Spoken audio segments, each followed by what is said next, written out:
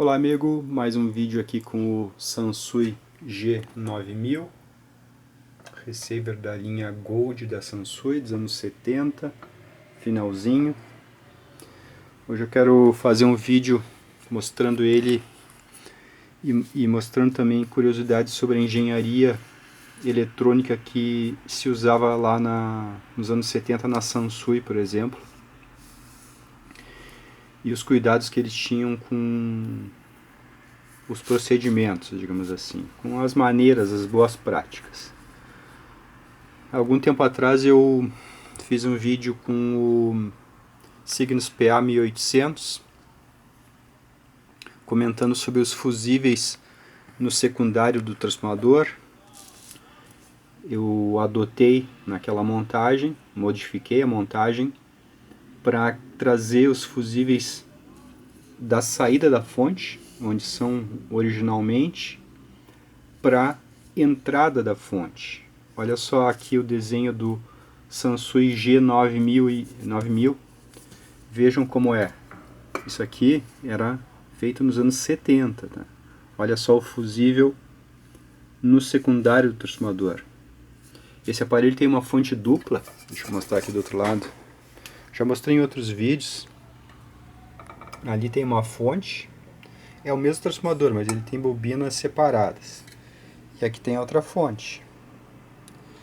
Então já iniciou, digamos, com uma boa prática, que é separar os enrolamentos para cada amplificador. Mais ideal do que isso aqui seria ter transformadores separados, um para cada canal. Que aí os abalos que uma placa vai causar nessa fonte aqui não vão afetar a outra. Aqui já existe um certo isolamento, mas isso aqui já é muito melhor que a esmagadora maioria dos aparelhos que existem, né, que compartilham o mesmo transformador e a mesma bobina. Aqui compartilham o mesmo transformador, mas são bobinas diferentes. E aqui a gente percebe então os fusíveis no secundário do transformador. Então eu já comentei sobre isso naquele vídeo do Cygnus PA1800, eu mostrei inclusive lá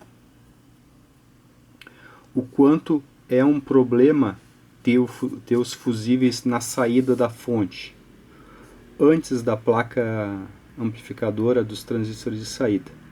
Quando a gente tem aqui essa montagem, a gente tem nesses fusíveis aqui passando uma corrente de frequência fixa de 60 Hz, 120 Hz, por exemplo.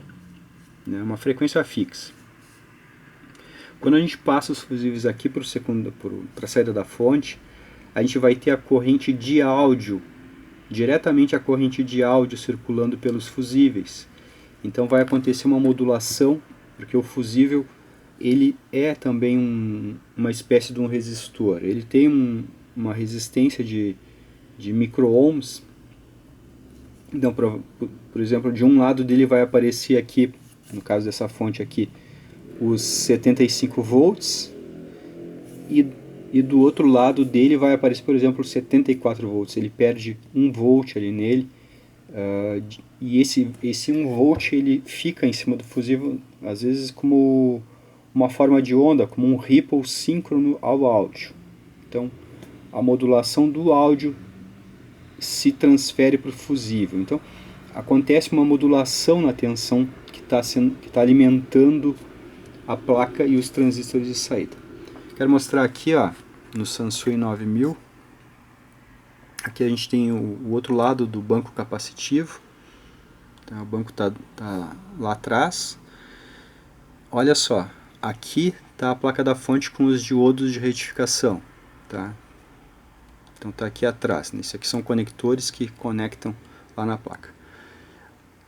Aqui chega a tensão, aqui nesses conectores aqui, ó, nesse conector vermelho, laranja e preto, é a tensão para os eletrolíticos. Aqui é a carga dos eletrolíticos. Tá? E daqui dos eletrolíticos sai o fio direto aqui, ó, direto para os transistores de saída. Aqui ó, o fio laranja e vermelho, dentro desse condutor aqui, desse isolante, quer dizer. Então aqui ó, tá indo vermelho e laranja para esse canal de cá, que aqui embaixo tem um dissipador, né? Então aí, deixa eu ver se eu consigo mostrar. O dissipador está aí, de um canal. Os transistores estão aí dentro, ó, dessas protuberâncias aí.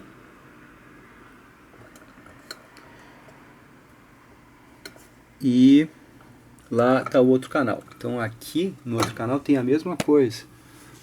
Aqui está a saída da placa retificadora, que vai para os capacitores, e dos capacitores vem diretamente para os transistores de saída.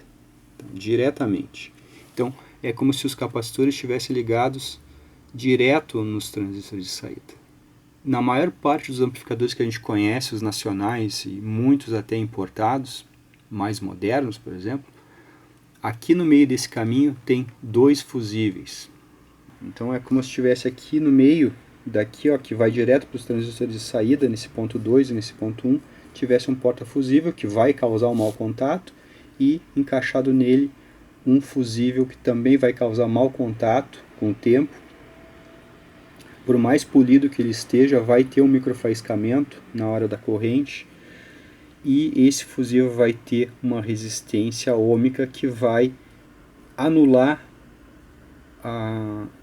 as características do capacitor. Então o capacitor lá tem uma ESR super baixinha, micro ohms, e aí, por exemplo, tem um fusível aqui que vai ter 100 micro ohms, e o capacitor lá tem 10 micro ohms de ESR. Então a gente quer essa característica de ESR baixo para poder ligar direto nos transistores, para que essa ESR não anule o efeito da capacitância desses capacitores de filtragem. Então a gente quer capacitores de alto rendimento, de alta eficiência com resistência baixa. E aí a gente vai no nosso projeto e coloca um fusível no meio do caminho. Então a gente tira a eficiência do capacitor, a gente tira o que o capacitor tem ali de melhor, que é a ESR baixa, por exemplo, e altera, a gente acaba, seria bem anulando mesmo essa ESR baixa do capacitor e adicionando uma resistência em série com o caminho da fonte. Então veja aqui, ó, direto. Então vai lá para os transistores diretamente. Não tem fusível. Fusível dos Sansuis, a maior parte dos Sansuis tem fusível lá no secundário.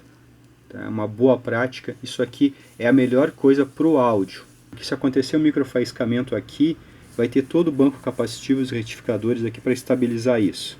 Agora, se acontecer um microfaiscamento no porta-fusível aqui na saída, isso tudo vai ser transferido para a placa, indiretamente vai para o par diferencial, que vai ser, digamos que, amplificado, né? Então a Sansui pensava em como fazer para que tenha o melhor áudio, para que menos coisas atrapalhem o áudio. Tá aí, ó, os fusíveis todos diretamente no secundário. Como eu mostrei naquele meu vídeo lá, que eu vou deixar um card aí com os signos PA1800, naquele vídeo lá está provado que os fusíveis aqui acontece aquele fenômeno de inserir ripple síncrono, ou seja, um ripple que eu chamo de síncrono porque desse lado de cá a corrente que circula nos fusíveis é síncrona com a música, síncrona com o sinal de áudio. Então acontece um abalo na fonte síncrono ao áudio, e o fusível acaba dando ênfase nisso, acaba intensificando esse fenômeno. Quando a gente tem o fusível aqui, esse fenômeno não vai ser intensificado por esses fusíveis aqui. Se o fusível estiver aqui, vai ser intensificado, mas aqui não acontece essa intensificação. Aqui é corrente de frequência fixa, 60 ou 120 Hz, que circula aqui. Então não é síncrono com o áudio aqui. Aqui sim. Então tudo está naquele outro vídeo lá, só queria mostrar que em outro tempo, em outra cultura, digamos assim, existia essa boa prática de usar os fusíveis diretamente no secundário. Então é isso aí, um abraço.